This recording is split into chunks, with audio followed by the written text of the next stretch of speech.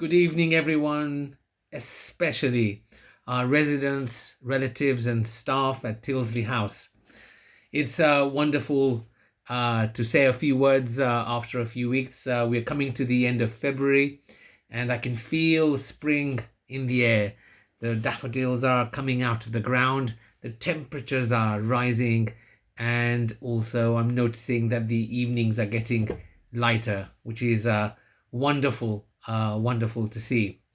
And of course, this spring means that it's been about a year, a whole year, since the start of this COVID pandemic. A year which has changed the life and the way we do things around the world. It's been a tough year. We've had to be resilient, we've had to be patient, and this applies particularly to the vulnerable, particularly to the elderly residents at care homes, and I commend them for the patience that they have shown.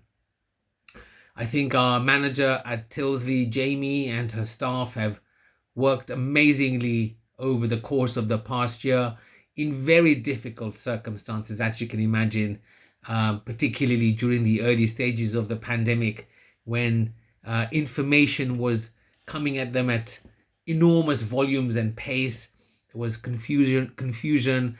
There was opposing information, incoherent information, inconsistent information, and they had to make sense of all of this in order to try and keep our residents safe. We're very proud to say that because of the work of Jamie and her staff, we haven't had an outbreak of COVID at Tilsley, and we touch wood that it remains like that. We hope that the best practices that have developed over the past several months will continue going forward, because we may actually have to live with COVID forever, a bit like the flu. So the idea of social distancing, masks, etc., are practices that perhaps can become a little bit more normal for us moving forward. And we have to maintain ever higher standards of infection control to ensure that we keep everyone associated with Tilsley House safe. It's very good and heartening that residents and staff are having their vaccinations, and it's something that we would recommend.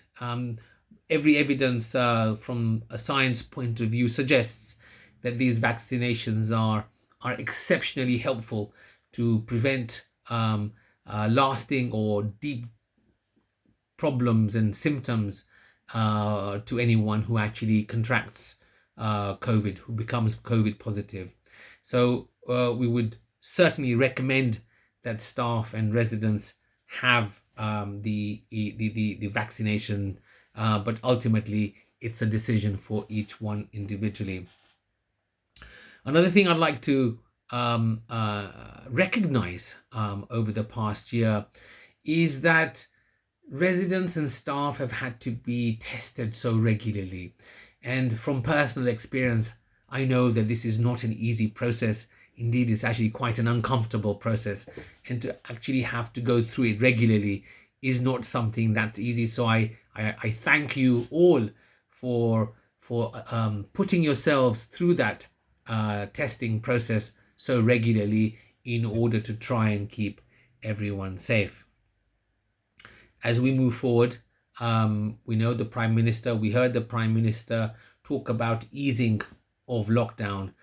And I think that I'd like to request all our relatives, all our residents, to continue to follow the guidance, the best practice guidance, and in particular to try as hard as we can to stay safe and to protect each other from COVID by following the guidance that either is government-led or indeed home-led. But I'm sure that each one of us is desperate to see our loved ones, would like to make that happen.